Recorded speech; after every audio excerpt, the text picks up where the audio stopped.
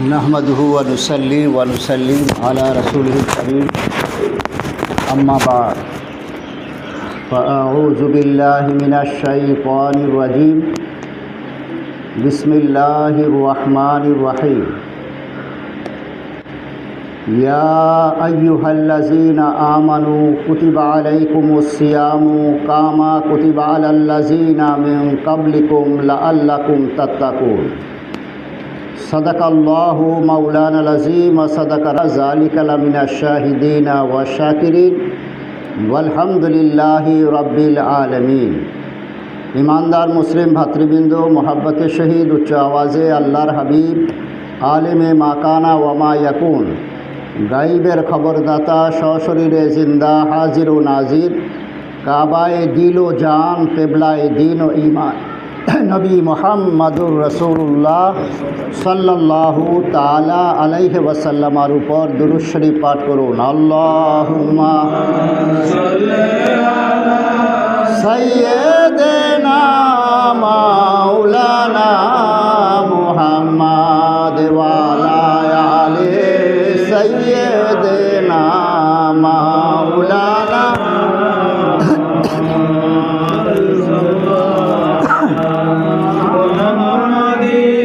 सल्ले आला मुहम्मद हरदम ज़बान से निकालो पाक नामे मुहम्मद हरदम ज़बान से निकालो शफीअना मुहम्मद। আল্লাহ পাক জাল্লা শানহু আম্মা নামালহুর দরবারে এলাহি অফুরন্ত হামদ অফুরন্ত শুকরিয়া পেশ করছি। দরবারে মুস্তফাবি আয় অসংখ্য নাত অসংখ্য দরুদ পেশ করছি।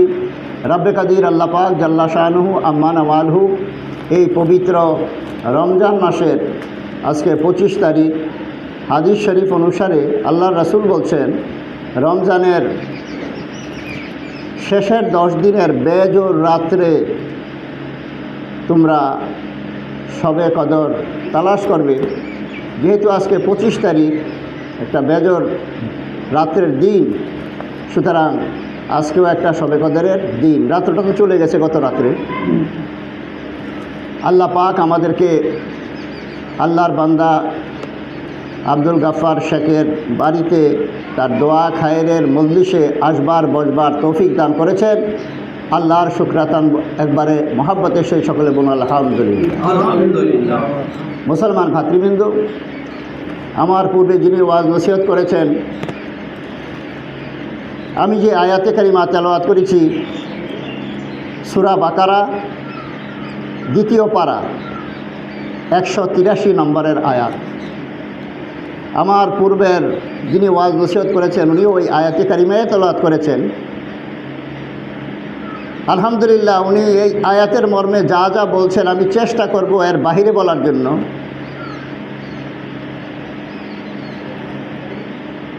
তার কারণ আপনারা হয়তো ভাবতে পারেন যে আয়াত তো আগেও আমরা এটাই শুনলাম, আর এখন ওই আয়াতে পেশ করেছে, আর কি কোরআন শরীফের মধ্যে আয়াত নাই? স্বাভাবিক, এটা একটা মনে হতেই পারে। কিন্তু মনে রাখবেন একটা কথা, কোনো মানুষের ক্ষমতাই নাই আল্লাহ পাক জাল্লা শানহু আম্মা নাওয়ালুহুর কোরআন শরীফের একটা অক্ষরের আপনার বিশ্লেষণ করে সারা জিন্দেগি শেষ করবে। আর একটা আয়াত তো অনেক। এই আয়াতে কারিমার মধ্যে রব্বে কাদির আল্লাহ পাক জাল্লা শানহু আম্মা নাওয়ালুহু ইরশাদ করেন, হে ঈমানদারগণ, আল্লাহ ইয়া আইয়ুহান নাস বলে সম্বোধন কেন করলেন না? হে মানুষগণ। ইয়া আইয়ুহাল বাশার বলে কেন সম্বোধন করলেন না? হে মানুষ সকল। কেন এই কথা বললেন যে হে ইয়া আইয়ুহাল্লাযিনা আমানু? এই কারণে মানুষ আম শব্দ, দুনিয়ার সকলেই মানুষ। মানুষের মধ্যে কাফের আছে, মুশরিক আছে, ভালো মন্দ আছে। মানুষ আম, সব মানুষ ইমানদার না। এই জন্য আল্লাহ পাক ডাক দিয়ে বলছেন, হে ঈমানদারগণ, খাসকে দুনিয়ার এটাই নিয়ম যে আমের মধ্যে একটা কথা বললে কেহ মানবে, কেহ মানবে না। চায়ের স্টলে বসে দেখবেন আপনি একটা কথা বলছেন, কথাটা 100% সত্য, কিন্তু সেখানে 10 জন লোক থাকলে ওখানে অন্তত পক্ষে 2 জন লোক হলে ওইটা ডিনাই করবে, এইটা ঠিক নেই। বুঝে আসছে কথা? কেন? ওখানে সব আম লোক বসে আছে এই কারণে। কিন্তু আপনি বহরমপুরে ডাক্তারের কাছে যান, 100 রুগী বসে আছে, 100 রুগীকে 100 রকম ট্যাবলেট দিবে। কোনো রুগী এটা বলবে যে ওনাকে ওই ট্যাবলেট দিলেন, আমাকে এই ট্যাবলেট দিলেন কেন? কেউ বলবে এই কথা? বলবে না। কেন বলবে না? ডাক্তার খাস, রুগীও খাস, 100 জনকে 100 প্রকারের ট্যাবলেট দিবে, সব নিয়ে আসবে, কিচ্ছু বলবে না, কোনো এতরাজ নাই। বর্ডারের মধ্যে সোলজার থাকে দেশকে রক্ষা করার জন্য। একটা লোক বর্ডারে ওই পারের থেকে ঢুকছে, কমান্ডারে বলছে ফায়ার, গুলি করে দাও। সোলজারে কি গুলি করে দিবে? না, বলবে যে স্যার এত কোনো কোনো ক্ষতি করলো না, কোনো অপরাধ করলো না, গুলি কেন করবো? এই কথা বলবে না, গুলি করে দিবে, গুলি করে দিবে। কিন্তু এই কথা তো বলার উচিত ছিল যে ও তো কোনো অপরাধ করে না, আপনি গুলি করতে বললেন কেন? ক্ষমতা নাই এই কথা সে বলবে। কমান্ডার আদেশ করছে গুলি করো, গুলি করে দাও। এ কমান্ডার জানে আর সে জানে, ওর কোনো দরকার নেই। কেন? আল্লাহ সরকার তাকে খাসভাবে ওখানে রাখছে, আর তার জন্য ওই কমান্ডারকে খাস করে দিয়েছে।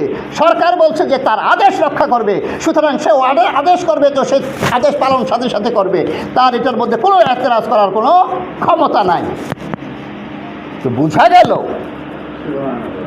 আম লোকের মধ্যে একটা কথা বললে এই কথা মানতেও পারে, নাও মানতে পারে, কিন্তু খাস লোকের মধ্যে যদি কোনো কথা বলা হয় মানতেই হবে। এই জন্য রব্বে কাদির আল্লাহ পাক জাল্লা শানহু আম্মা নওয়ালহু এই আয়াতে কারিমার মধ্যে ইমানদারকে ডাক দিয়ে বলছেন, ইয়া আইয়ুহাল্লাযীনা আমানু, হে ইমানদারগণ, কুতিবা আলাইকুমুস সিয়ামু কামা কুতিবা আলাল্লাযীনা মিন ক্বাবলিকুম, তোমাদের উপরে রোজা ফরজ করা হয়েছে। এই কথা বলার পরে পরে আবার বলেন, তোমাদের পূর্ববর্তীগণের উপরে রোজা ফরজ করা হয়েছিল। কি দরকার ওই কথাটা বলার? কি দরকার? তোমাদের উপরে রোজা ফরজ করা হয়েছে, আল্লাহ আমাদের রব, সৃষ্টিকর্তা, পালনকর্তা আদেশ করেছেন রাখতে হবে। আবার এই কথা কেন যে তোমাদের পূর্ববর্তীগণের উপরে রোজা ফরজ করা হয়েছিল? এই কারণে যে রোজা একটা ভারী কাজ, এটা সহজ কাজ না। শীতকালে রোজা হলে খবর পাওয়া যাবে না। এখন যে রোজা চলছে খুব আরামের, আরও কিছুদিন পরে আরও আরামের দিন আসবে, আরও আরামের দিন আসবে, রোজা বুঝতে পারবে না। কিন্তু চৈত্র বৈশাখ মাসে যখন রোজা রাখবে, যে এয়ার কন্ডিশনে থাকবে সেও বুঝতে পারবে না, কিন্তু বুঝতে পারবে যে মাঠে দিয়ে কাজ করবে। রোজা কাকে বলে? এই জন্য আল্লাহ পাক জাল্লা শানহু আম্মা নওয়ালহু জানেন যে রোজা বড় ভারী জিনিস। আপনাদের বাগরিতে আপনার কমসে কম 3 বার, সকালে নাস্তা, দুপুরে খাবার, রাত্রে 1 বার, আর আমাদের রারে 5 বার। বলে কিভাবে 5 বার? সকালে আপনার ঘুমের থেকে উঠেই চায় কেতলি আর মুড়ি নিয়ে বসবে, 10টার সময় নাস্তা, আবার দুপুরে খাবার 3 বার, বিকালে একটা নিম টিফিন, আবার রাত্রে। তো যেখানে 5 বার খায় সেখানে 4 বার বর্জন করতে হবে খাবার। যেখানে 3 বার খায় সেখানে 2 বার বর্জন করতে হবে। হ্যাঁ, বড় কঠিন। এই জন্য আল্লাহ পাক জাল্লা শানহু আম্মা নওয়ালহু বলছেন তোমাদের উপরেই শুধু রোজা কেন যেন না যায়, এই ঘাবড়ানিটাকে আপনার আসান করে দিচ্ছে যে শুধু রোজা তোমার উপরে ফরজ করা হয়েছে না, তোমাদের উপরে ফরজ করা হয়েছে না, তোমাদের পূর্ববর্তীগণের উপরও ফরজ করা হয়েছে। কাদের উপরে ফরজ করা হয়েছিল আপনারা একটু আগেই শুনছেন, সুতরাং সেই দিকে আমি আর যাব না।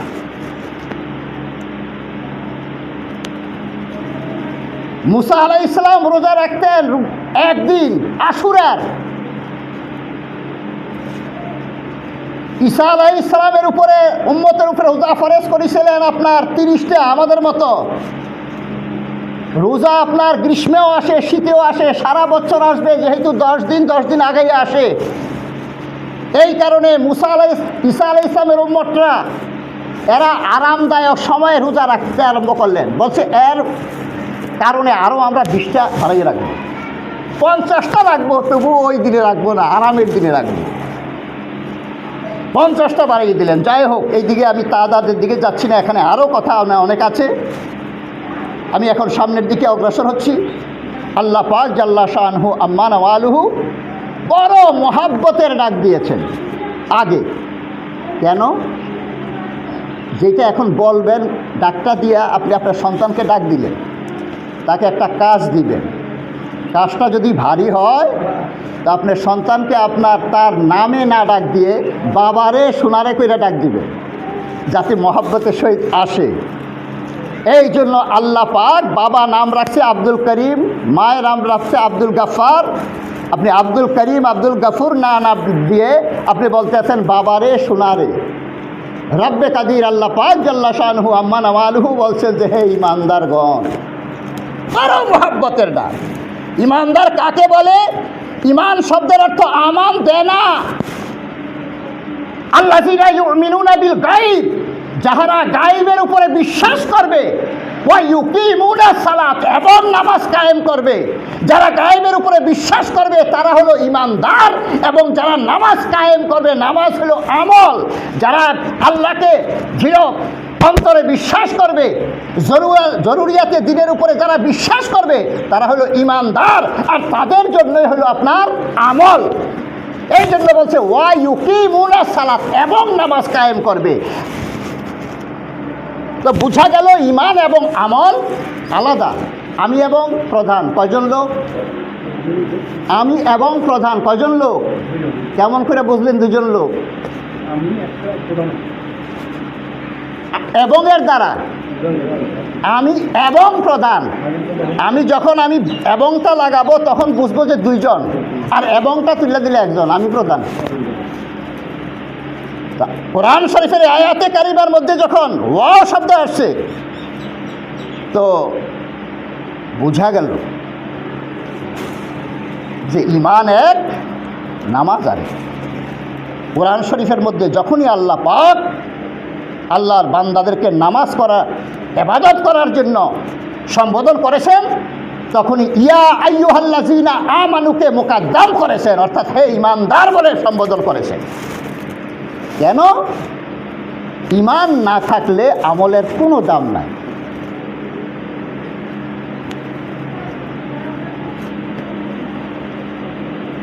আল্লাহর ইবাদত বন্দেগী কেহ করুক আর না করুক, বুঝার চেষ্টা করেন। আল্লাহর ইবাদত বন্দেগী কেহ করুক আর না করুক, তার দ্বারা অটোমেটিক ইবাদত হবে। বলে এটা কেমন কথা?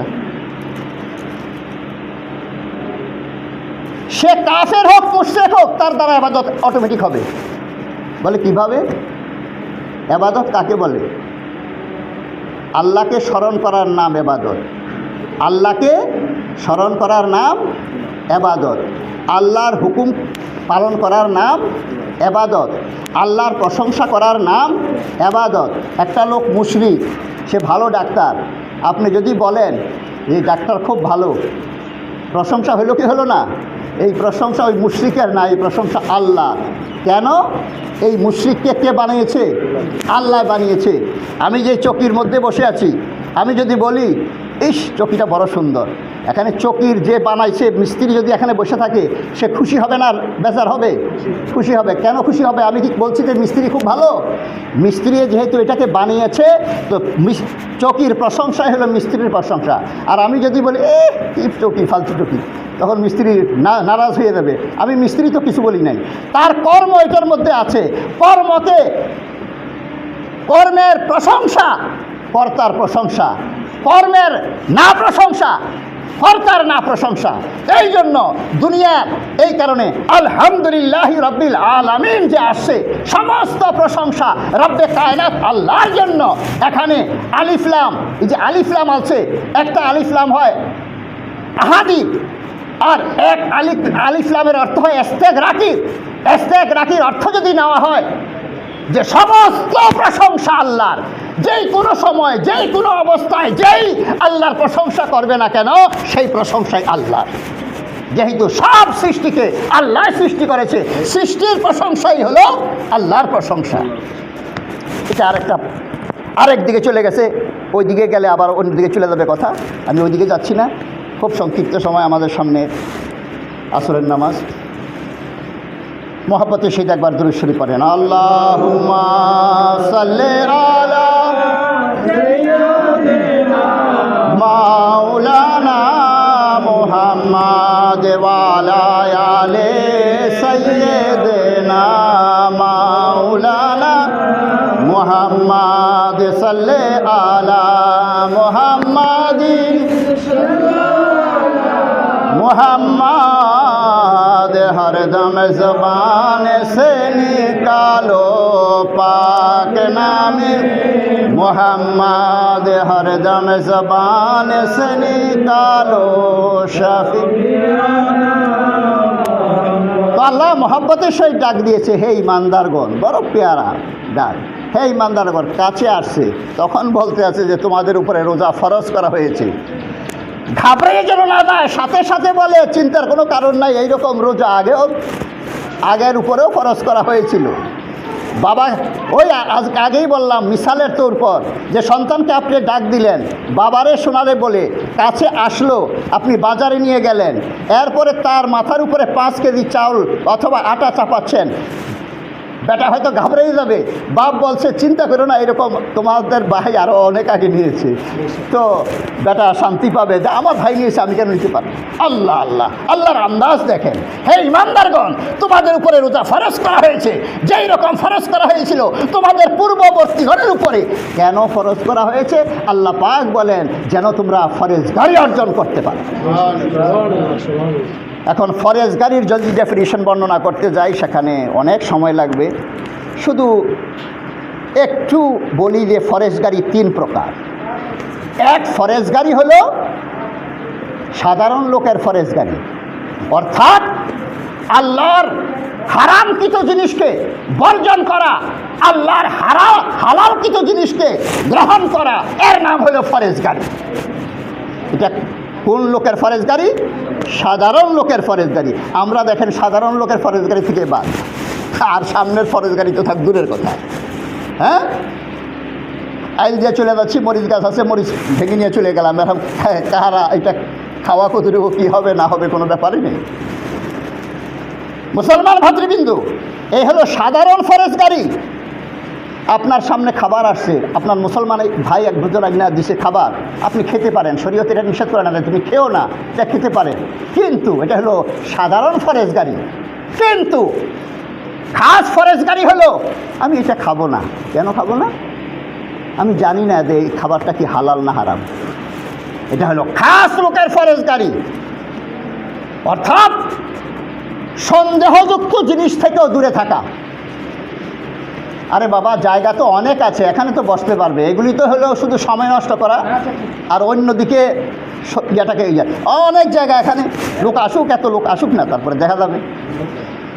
দুরূদ শরীফ পড়েন, আল্লাহুম্মা সাল্লি আলা সাইয়্যিদিনা মাওলানা মুহাম্মাদ ওয়া আলা আলি মাওলানা মুহাম্মাদ সাল্লি আলা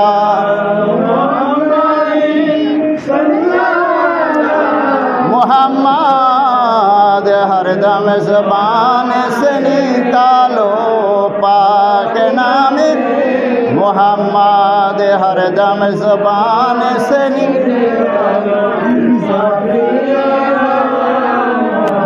तो खास लोकेर फरेजगारी हलो সন্দেহযুক্ত জিনিস থেকেও দূরে থাকা। এটা হলো খাস লোকের ফরেজগারি। আর একটা লোক আছে আখাসুল খাস, তাদের চাইতেও খাস।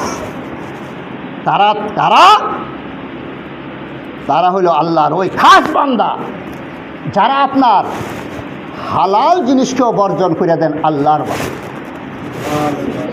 কিন্তু এইটা বড় কঠিন জিনিস। মৌলবীরা পট করে ফতুয়া দিয়ে দিতে কিন্তু দেরি করে না।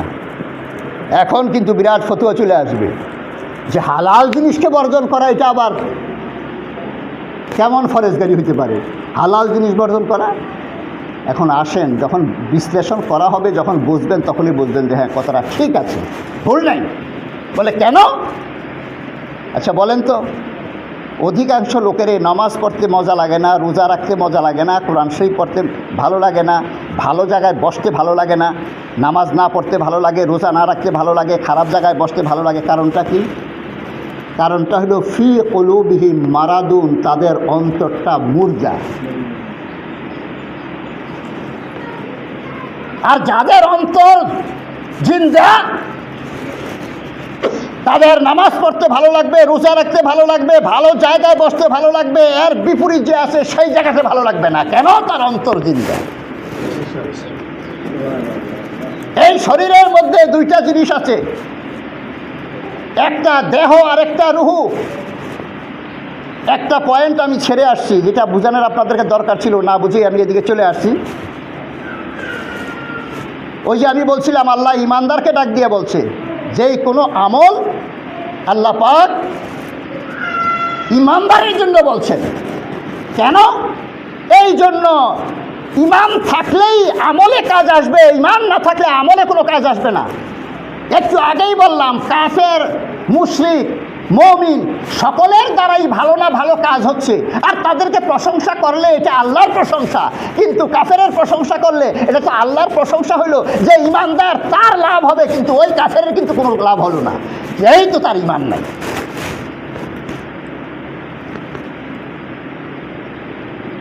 এটা একটা উদাহরণের মাধ্যমে যদি আপনারা বুঝেন তাহলে আরও পরিষ্কার আসবে।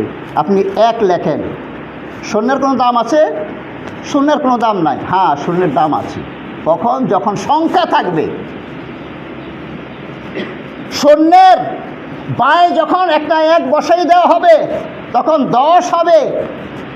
আজকে একের কোনো দামে নাই, 1 টাকা দিয়ে একটা চাও পাওয়া যাবে না। কিন্তু একের ডাইনে যদি নাকি একটা শূন্য বসাই দেওয়া হয় তো চায়ের সাথে একটা টাও পাওয়া যাবে, একটা বিস্কুটও পাওয়া যাবে। বুঝে আসছে কথা? তো বোঝা গেল স্বর্ণের তো কোনো দাম নাই, কিন্তু স্বর্ণের অনেক দাম আছে। যখন স্বর্ণের সামনে যখন সংখ্যা বসবে, আমি এক লিখলাম, একটা শূন্য দিলাম 10 হলো, আরেকটা শূন্য দিলাম 10 গুণ হয়ে গেল, 100 হয়ে গেল। আরেকটা শূন্য দিলে আবার 10 গুণ হবে, 1000 হবে। আরেকটা শূন্য দিলে আবার 10 গুণ হবে, 10,000 হবে। আরেকটা দিলে 1 লাখ হবে। আমি শূন্য মিটিয়ে দিলাম, সব জিরো। তো বুঝা গেল বুনিয়াল, হাদিস শরীফের মধ্যে আছে বুনিয়াল ইসলামু আলা খামসিন, ইসলামের বেনা 5টা: কালমা, নামাজ, রোজা, হজ, যাকাত। কালমা মুখে উচ্চারণ করা এটা আমল, এটা ঈমান না, কিন্তু অন্তরে বিশ্বাস করা হলো ঈমান। অন্তরে যদি বিশ্বাস থাকে আর মুখে যদি প্রকাশ করা হয় তাহলে সে ঈমানদার হয়ে গেল।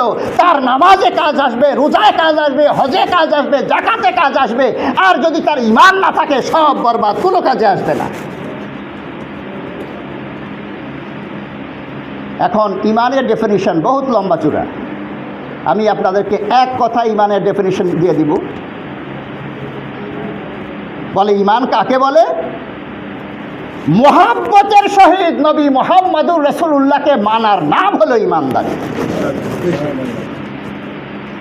এখন মৌলবী সাহেব বসে থাকলে মাথা লাগবে, না না ঈমানের ডেফিনিশন হয়নি। বলে কেন হয় নাই?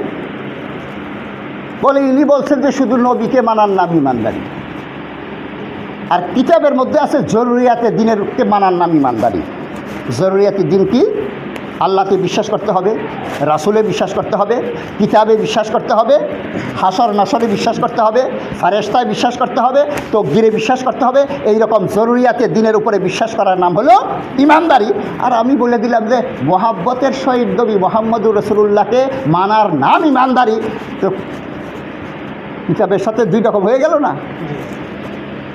কিতাবের সাথে অনেক কিছুই দুই রকম হয়, কিন্তু একটু খেয়াল করলে বুঝবেন যে দুই রকম না, একরকমই। বলে কিভাবে? কোরআন শরীফের মধ্যে আছে শাহরু রামাদানাল্লাযী উনজিলা ফীহিল কোরআন, রমজানের মাস যাতে কোরআন নাজিল হয়েছে। এই এক জায়গায় কোরআন শরীফের এক জায়গায় এটা আছে, কোরআন শরীফের আরেক জায়গায় আছে সূরা কদরের মধ্যে ইন্না আনজালনাহু ফি লাইলাতুল কদর। কোরআন শরীফ কবে নাজিল হয়েছে? কদরের রাত্রে। তো দুই রকম কথা হলো কি হলো না? দুই রকম তো হলো। আসলে কি দুই রকম? দুই রকম না। যেহেতু রমজান কদরের মধ্যে, কদর রমজানের মধ্যে, তো দুই রকম হইল না। ঠিক তদ্রূপভাবে আমি বলছি মুহাম্মদুর রাসূলুল্লাহকে মুহাব্বতের সহিত মানার নাম ইমানদারি। নবীকে জানার নাম ইমানদারি না। নবীকে আমি জানলাম, এর নাম ইমানদারি না। বলে কেন? কোরআন বলছে, কোরআন বলে ইয়ারিফুনাহু কামা ইয়ারিফুনা আও আবনাহুম। আল্লাহ পাক বলেন আমার রাসূলকে কাফেররা জানে, বাপ যেমন সন্তানকে চিনে এইরকম চিনে। আবার কাফের বলা হচ্ছে, তো কাফেররা তো নবীকে চিনে, কিন্তু কাফিরই বলা হলো কেন? নবীকে তো চিনে কিন্তু মানে না। এই জন্য নবীকে মহাব্বতের সহিত মানার নাম হলো ইমানদারি। মুসলমান ভাতৃবিন্দু, এখন এটার জবাব শুনুন যে আপনি তো এতগুলি বললেন, এতগুলি জিনিস মানতে হবে তারপরে ইমানদার হবে, আর আপনি এক কথায় কেমন করে বলে দিলেন যে নবীকে মানার নামই ইমানদারি। একটা লোক ইমানদার হওয়ার জন্য তাকে কলমা পড়াবে, লা ইলাহা ইল্লাল্লাহু মুহাম্মাদুর রাসূলুল্লাহ। মুসলমান ধর্মের উপরে যতই আপনি খুশি হবেন, আনন্দ হবেন ততই কম, যতই নাচ করবেন ততই কম। কেননা এক ব্যক্তি 60 বছর 70 বছর লিঙ্গ পূজা করছে, মূর্তি পূজা করছে, যত রকমের পাপ করছে, সে এখন যদি এসে যদি মুসলমান হয় আর শুধু এই কলমাটা যদি দৃঢ় অন্তঃকরণে পড়ে লায়, তো কিতাবে বলে যে তার সমস্ত গুনাহ মাফ, একবারে পরিষ্কার হয়ে গেছে। একটু খেয়াল করেন তো, একটা মুশরিক যদি এটা পরে যদি সে পরিষ্কার হয়ে যায়, আপনি ইমানদার হয়ে যদি কলমা পড়েন, তাহলে আপনার দরজাটা কোথায় হবে? কোনোদিন এটা খেয়াল করেছেন? এই ওয়াজ তো সবসময় শুনেছেন যে কলমা পড়ে মুসলমান হয়, ইমানদার হয়, কিন্তু এটা কি খেয়াল করেছেন যে একটা মুশরিক যদি একবার কলমা পড়লে তার জিন্দিগির 60-70 বছরের গুনাহ যদি পাক ধুলির সাথ ধুয়ে যদি নাকি পরিষ্কার হয়ে যেতে পারে, ইমানদার যদি একবার কলমা পড়ে তাহলে তার মর্তবাটা আল্লাহ পাক কোথায় নেবেন? আর যে সর্বদাই জিকির করছে, কালবের মধ্যে জিকির করছে লা ইলাহা ইল্লাল্লাহ, লা ইলাহা ইল্লাল্লাহ, লা ইলাহা ইল্লাল্লাহ, জবাব দিচ্ছে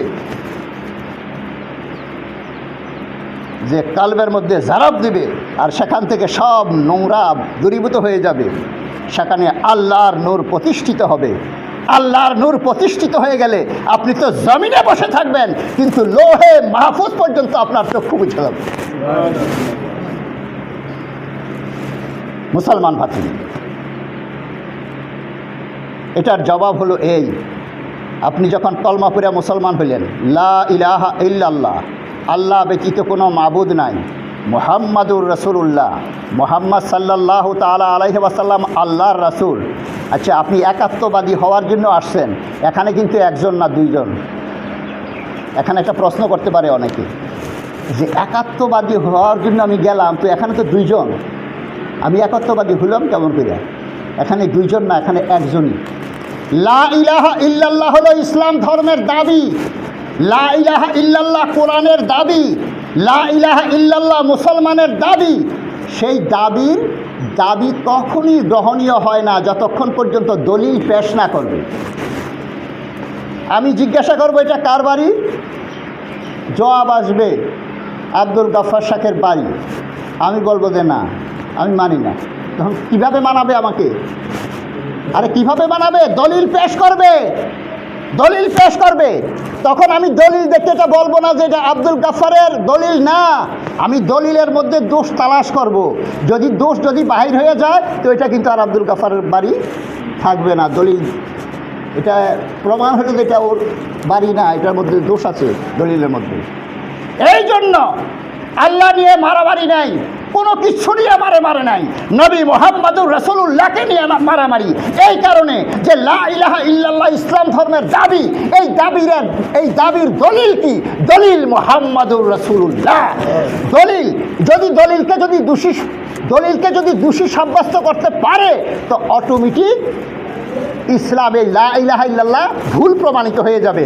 যতক্ষণ পর্যন্ত দলিল সহি থাকবে ততক্ষণ পর্যন্ত দাবি সহি থাকবে।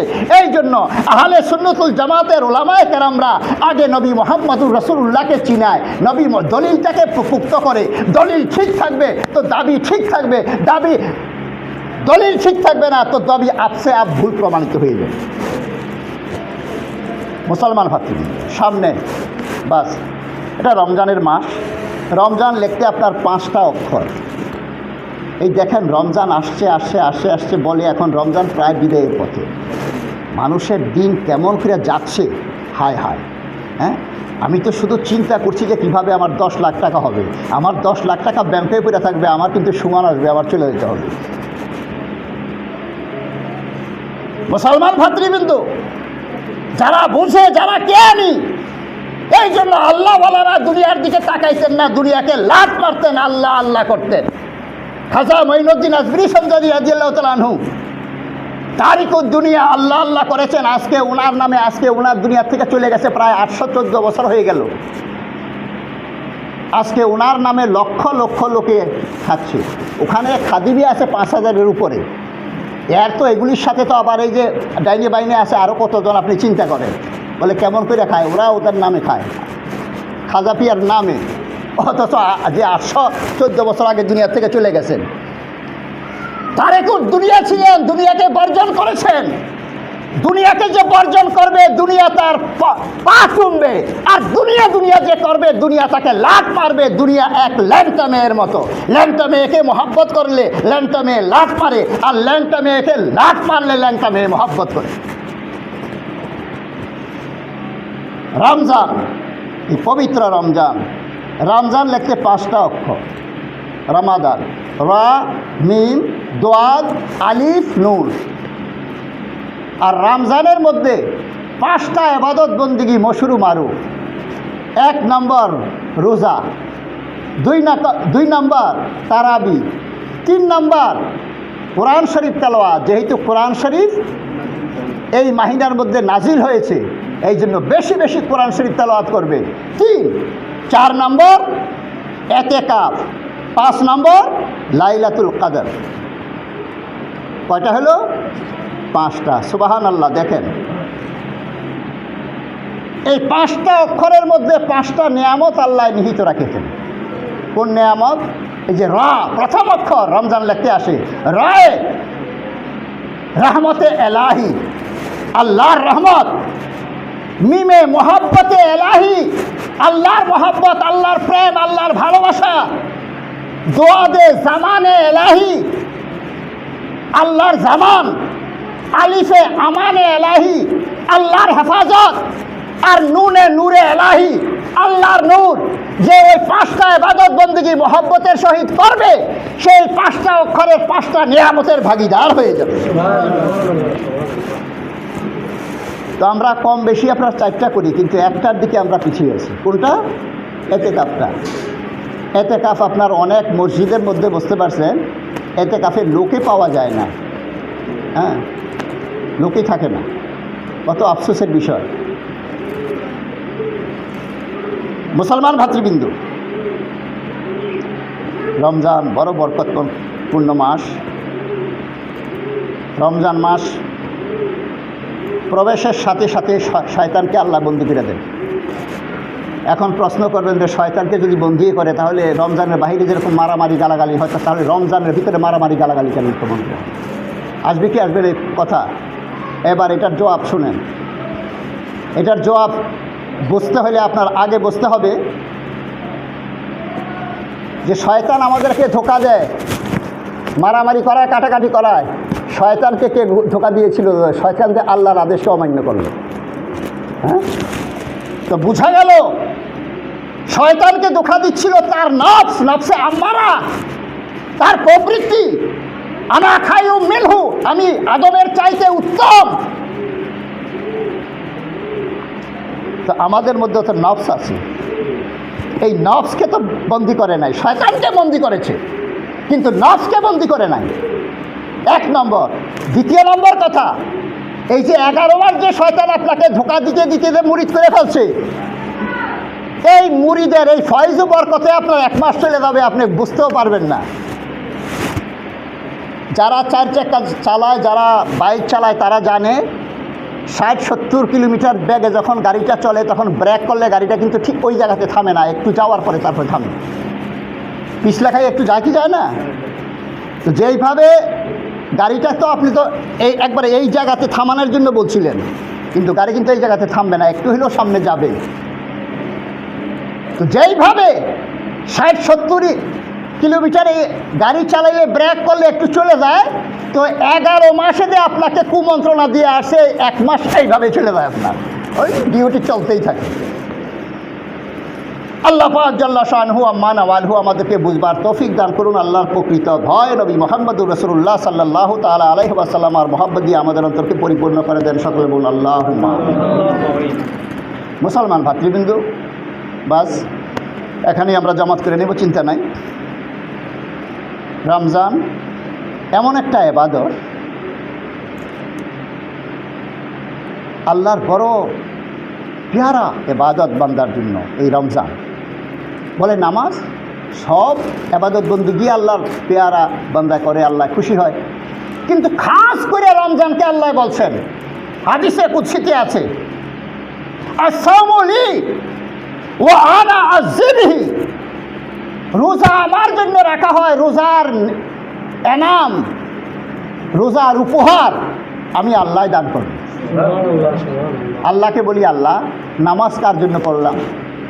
হ্যাঁ, হজ কার জন্য করলাম? জাকাত কার জন্য দিলাম? আল্লাহ বলবে যে বান্দা আমার জন্যই। তা আবার বলবো যে আল্লাহ তাহলে আপনি এই কথা বললেন যে রমজান আমার জন্য।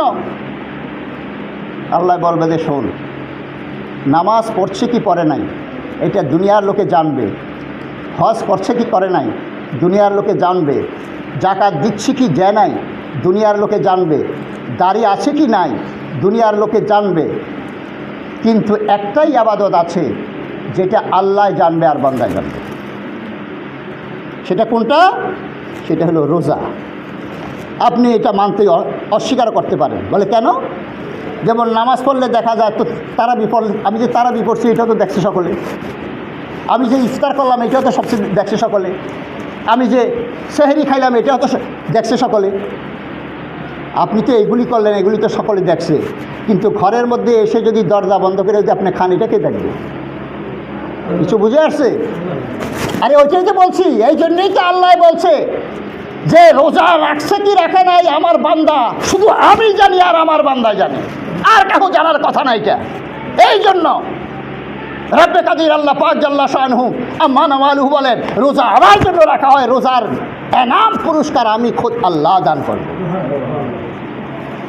আগের রওয়ায়েতে আল্লাহ, আরেক রওয়ায়েতের মধ্যে হাদিসে কুদসির মধ্যে আছে, আস-সাওমু লি ওয়া আনা উজ্জা বিহি, রোজা আমার জন্য রাখা হলো, রোজার এনাম আমি দান করব না, স্বয়ং আমি আল্লাহ রোজার এনাম, আমি আল্লাহ রোজার এনাম। আল্লাহ আল্লাহ, চিন্তা করেন রোজা কী জিনিস। আর রোজা ঢুকলেই বুঝতে পারছেন পেটের ব্যথা, এই সেই রোজা রাখা যাবে না। সারা বছর কিন্তু ঠিক আছে, কত নফস নিজকে নিজে বরবাদ করে দিচ্ছে, সে নিজেও জানে না যে আমি যে আমাকে বরবাদ করছি। তুই যদি রোজা না রাখাস অপরের কী হবে? অপরকে বলার কী দরকার যে আমি রোজা রাখতে পারি? এই কারণে এক তো রোজা রাখে না, আবার মিথ্যা কথা। মুসলমান ভাতৃবৃন্দ, এই সমস্ত কুকর্ম থেকে আল্লাহ পাক আমাদেরকে বাঁচিয়ে রাখুন। সকলে বলুন আল্লাহুম্মা। এই রমজানের মধ্যে কোরআন শরীফ নাজিল হয়েছে শবে কদরে, বা শবে কদরে খুব সংক্ষিপ্ত দিয়ে আর কোরআন শরীফের একটু বর্ণনা করে আমি আমার নসিহত খতম করব। আগের কোরআন শরীফ বলি যে কোরআন কেমন কিতাব। এই জন্যই তো বলি যে আমাদের উপরে আমরা যতই গর্ববোধ করব ততই কম। আল্লাহ এত মেহেরবানি আমাদের উপরে করেছেন। আসমানি কিতাব 104টা, ছোট কিতাব হলো 100টা সহিফা বলে, আর বড় কিতাব হলো 4টা। আর কোরআন শরীফ হলো সমস্ত কিতাবের জামে, সমস্ত কিতাবের ফাজাইল, সমস্ত কিতাবের বরকত রহমত কোরআন শরীফের মধ্যে আল্লাহ জমা করেছেন। এক কোরআন শরীফ যদি কেউ খতম করলো, সে যেন 104টা আসমানি কিতাব খতম করবে। যেইভাবে কোরআন শরীফের মধ্যে সমস্ত আসমানি কিতাবের ফাজাইল মর্তবা হাকিকত জমা করেছেন, ঠিক তদ্রূপভাবে 1,24,000 কমবেশি নবী রাসূলের ফাজাইল মর্তবা নবী মুহাম্মদুর রাসূলুল্লাহর মধ্যে জমা করেছেন। আল্লাহ আল্লাহ। আল্লামা জামি আলাইহি রহমাতুর রেজওয়ান বলেন, হোসনে ইউসুফ দমে ঈসা ইয়াদে বাইজাদারি আঁচে খুবা হামা দারান্ত তানহাদারি। আল্লামা জামি আলাইহি রহমাতুর রেজওয়ান বলেন, ইউসুফ আলাইহিস ইসলামের সৌন্দর্য, মুসা আলাইহিস ইসলামের হাতের মুজেজা, ঈসা আলাইহিস ইসলামের শ্বাসের মুজেজা, অর্থাৎ সমস্ত নবীদের মুজেজা এক নবী মুহাম্মদুর রাসূলুল্লাহর মধ্যে জমা করেছেন। মুসলমান ভাতৃবৃন্দ, এই জন্য নবী মুহাম্মদুর রাসূলুল্লাহ সাল্লাল্লাহু তাআলা আলাইহি ওয়াসাল্লামের প্রশংসা করে শেষ করা যাবে না। নবীর একটু প্রশংসা করলেও আবার কিছু সংখ্যক লোক আছে তাদের গায়ের জ্বালা আরম্ভ হয়, বলে যে আল্লাহর চাইতে বড় করে দিয়েছে। আরে নালায়েক, তোর খবরই নাই। আল্লাহ যেই কাজ পারবে না, এই কাজ দুনিয়ার বান্দা কেমন করে পারে? আপনার তাজ্জব হয়ে দেবেন যে কোন কথা শুনছি, আল্লাহ কোন কাজ পারবে না? হ্যাঁ, এমন এমন কাজও আছে আল্লাহ পারবে না। বলে কোন কাজ পারবে না? আল্লাহ আর একটা আল্লাহ বানাইতে পারবে না। আল্লাহর চাইতে তো বড় আর কেউ নাই, তো আল্লাহ আরেকজন আল্লাহ কেমন করে বানাবে? এটা তো অসম্ভব।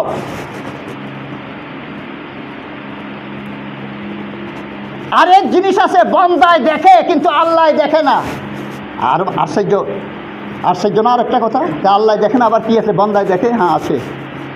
আবার আপনাকে জানতে হবে এগুলি। আল্লাহ দেখে না, বন্দায় দেখে। বলেন তো কি এটা? জানেন আপনারা, সকলেই জানেন, শুধু এখন খবর বলে দিলে আপনারা বলছেন যে হ্যাঁ, কিন্তু এর আগে পারছেন না। এইটাই তো হলো আমাদের কমি, আমরা খেয়াল করি না জিনিসগুলি দুনিয়াতে। সকলেই জানেন কিন্তু এটা যে বন্দা দেখে, আল্লাহ দেখে না। সেটা কোনটা? স্বপ্ন। আল্লাহ তো ঘুমায় না, ঘুমাইলেই তো স্বপ্ন দেখবে। তো আল্লাহ তো ঘুমায় না। আয়াতুল কুরসির মধ্যে আছে আল্লাহ ঘুমায় না। তো আল্লাহ যখন ঘুমায় না তো স্বপ্ন দেখবে কেমন করে? তো হলো কি এটা যে বন্দায় দেখবে কিন্তু আল্লাহ দেখবে না? তো এইগুলি কিন্তু এগুলি শক্তিশালী জিনিস না, এগুলি হলো দুর্বলতা। আল্লাহ বন্দায় মিথ্যা কথা বলতে পারে, আল্লাহ মিথ্যা কথা বলতে পারবে না। কিন্তু কোনো মৌলবী সাহেব কিতাবের মধ্যে লেখা রাখছেন যে আল্লাহ মিথ্যা কথা বলতে পারে।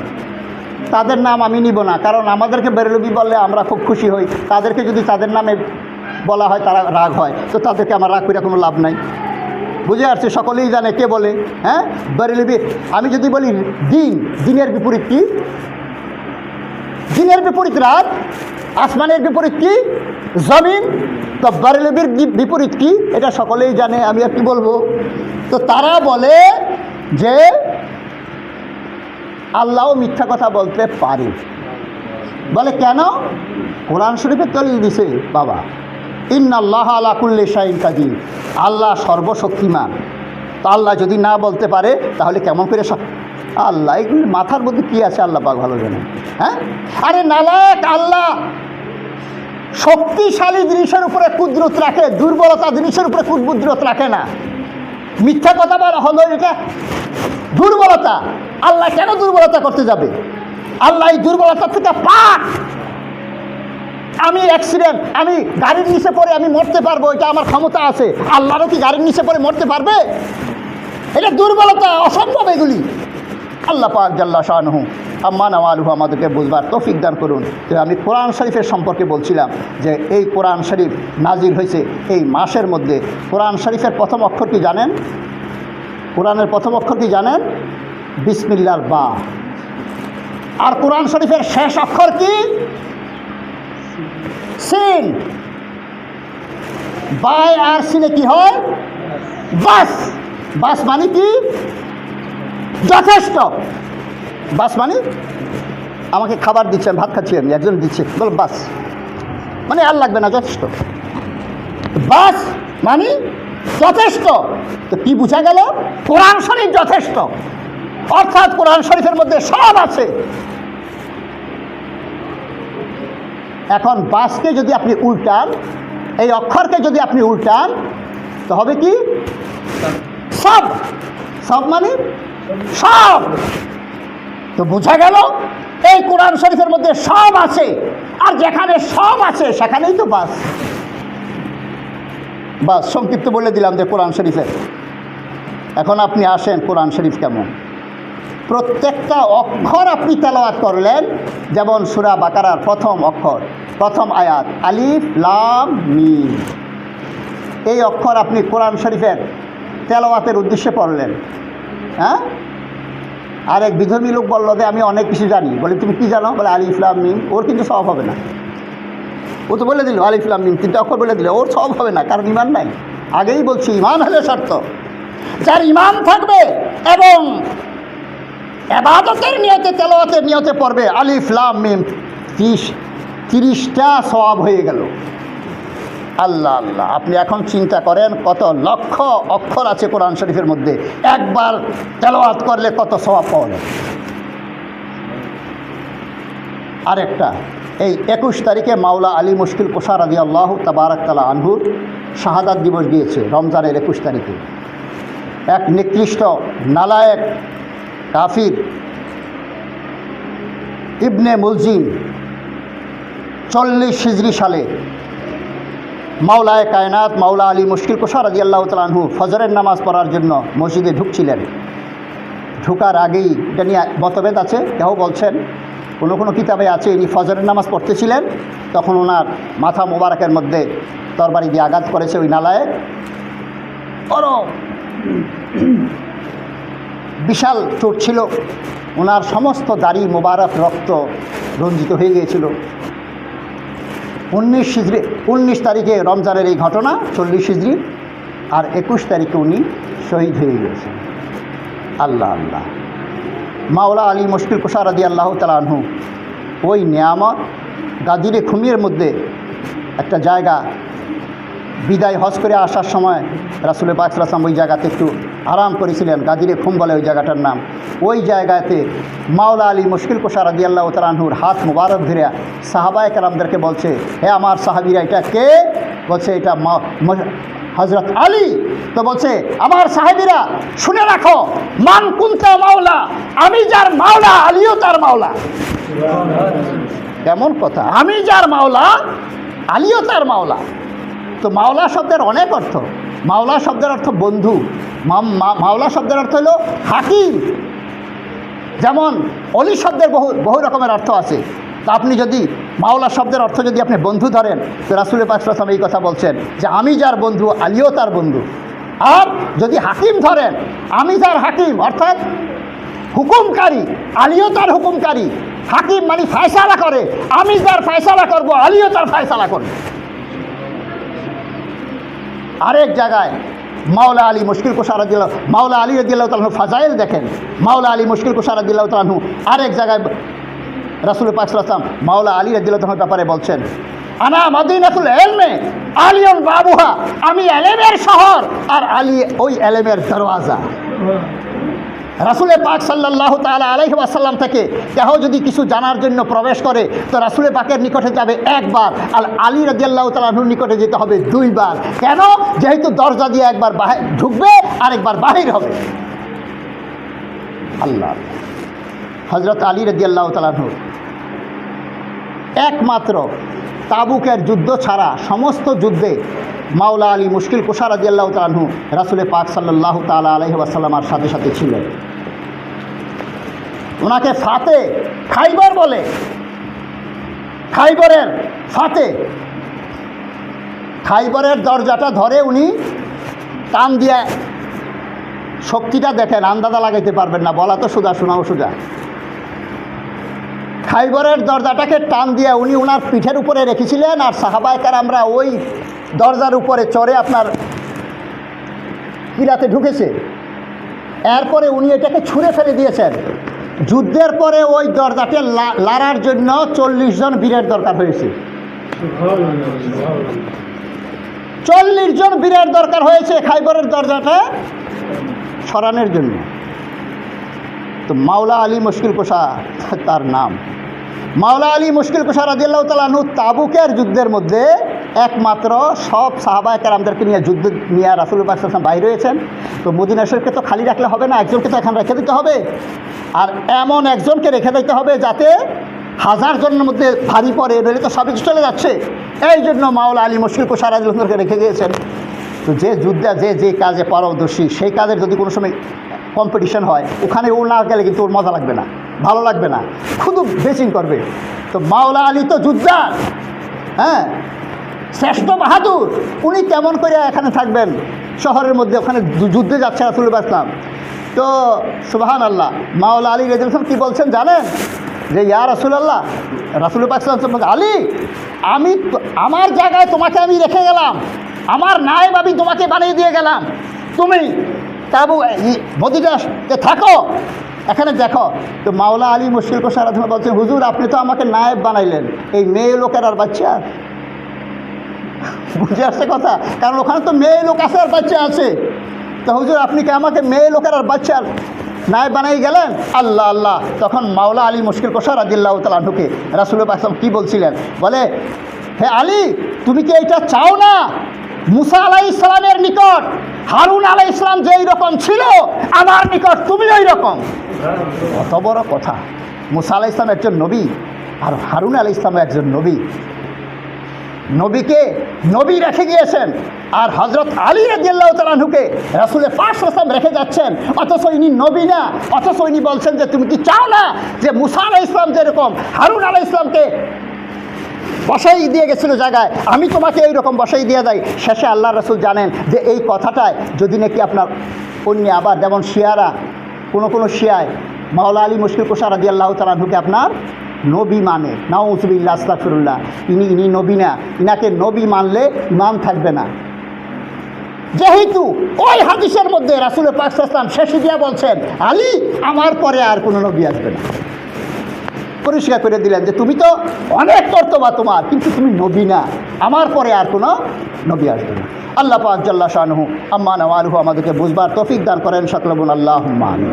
বাস আর একটা আমার, সেটা হলো আপনার শবে কদর সম্পর্কে। সুবহানাল্লাহ, আল্লাহ রাসূল বলছেন যে রমজানের শেষের 10 দিনে বেজোর রাত্রে তালাশ করি। আমরা তো 27-এ করি, কিন্তু শুধু 27 না, রাসূল পাক সাল্লাল্লাহু আলাইহি ওয়াসাল্লাম বলে দিয়া তার নাই যে 27 তারিখে বেজোর রাত্রে তালাশ করিও। আজকে 25 তারিখ, যেমন গত রাত্রটা একটা শবে কদরের রাত্র গিয়েছে, দিনটাও শবে কদরের, আজকে 25 তারিখ, 21, 23, 25, 27, 29। কিন্তু এখন প্রশ্ন হবে যে আমরা 27 করি কেন? আমাদের ইমামে আজম আবু হানিফা রাদিয়াল্লাহু আনহু বলছেন যে আমার কাছে মনে হচ্ছে যে 27 তারিখে শবে কদর। এই কারণে কেন? ইন্না আনজালনা সূরা, এই সূরা কদর, এই কদরের রাত্রের হিসাবে নাজিল হয়েছে। বনি ইসরাঈলের এক আবেদ ছিল, শামনুন নাম, উনি 1000 মাস অর্থাৎ দিনে রোজা রেখেছেন, রাত কাফেরের সাথে যুদ্ধ করেছেন, রাত্রে দাঁড়িয়ে দাঁড়িয়ে বন্দি করেছেন। বাবা, এগুলি আমাদের করা তো দূরের কথা, শোনারও ক্ষমতা নাই। তো সাহাবায়ে কেরামের নিকট যখন সাহাবায়ে কেরাম যখন এটা জানতে পারলেন, তখন তারা খুব দুঃখ পেল। আমরা আজকে ধন সম্পদের কম্পিটিশন করি, সাহাবায়ে কেরাম আমলের কম্পিটিশন করি। তো তারা দুঃখ পাইল যে ইয়া রাসূলুল্লাহ, আমরা তো এত বছরে পাবো না, কেমন করে আমরা ওই লোকের সমান হব। তখনই আল্লাহ পাক জাল্লা শানুহু আম্মা নাওয়ালুহুর রহমতের দরিয়ার মধ্যে আপনার জোয়ার এসে গেছে যে আমার মাহবুবের উম্মতরা কষ্ট পাচ্ছে, যাও জিবরাইল তুমি যাও সূরা কদর নিয়ে যাও। আপনারা তো সূরা কদরের শুনলেনই যে সূরা কদরের মধ্যে কোরআন নাজিল হয়েছে। আল্লাহ পাক বলেন যে হে হাবিব, তুমি কি জানো সূরা কদর কি? বলছে 1000 মাসের চাইতে উত্তম। এই মাসের মধ্যে জিবরাইল আলাইহিস সালাম ফেরেশতাদেরকে নিয়ে আপনার জমিনের মধ্যে আসছেন এবং শান্তির বাণী ফজর পর্যন্ত এটা থাকবে। এই সূরা কদরের অর্থ তো সূরা কদরের দিকে নাজিল হয়েছে। এখানে লাইলাতুল কদরে 3 বার আসছে। লাইলাতুল কদরের মধ্যে 9টা অক্ষর, 9টা অক্ষরকে যদি আপনি 3 দিয়ে গুণ করেন তখন 27। যেহেতু বেজর রাত্রের মধ্যে 27 আছে আর সূরা কদর নাজিল হয়েছে এই ব্যাপারে, আর এখানে 27ও আছে, ইমামে আজম আবু হানিফা রাদিয়াল্লাহু বলেন যে এই দিনে হওয়ার একবারে বেশি সম্ভব। একটা দ্বিতীয় নম্বর হলো আরেকটা বর্ণনা করছেন ইনি যে আল্লাহ 7 করে অনেক জিনিস সৃষ্টি করেছে। 7 আসমান, 7 জমিন, 7 সমুদ্র, খানায় কাবা তওয়াফ করতে হইলে 7 চক্কর, সাফা মারওয়া দৌড়াইতে হইলে 7 চক্কর। তো বোঝা গেল যে 7 করে যেহেতু আল্লাহ অনেক জিনিস সৃষ্টি করেছেন, আর যেহেতু এই বেজরের মধ্যে 27 আছে আর 27-এর মধ্যে 7 আছে, তো বোঝা গেল যে দ্বিতীয় পয়েন্ট যে 27 তারিখই হবে কথা। তো যেহেতু হাদিসের মতো হলে বেজর রাত্রে, তো আমাদের উচিত কম বেশি বেজর রাত্রের মধ্যে কিছু আবাদত বন্দি করা, তাহলে আমাদের হাদিসের উপরেও আমল হয়ে যাচ্ছে।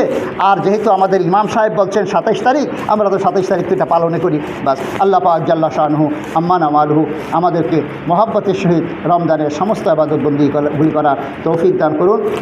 আমি একটা বিষয় বলতে যে বুঝতে পারছেন, অনেক সময় কম সময়ের মধ্যে বেশি কথা বলা, এই জন্য একটা কথা ছুটে গেছে।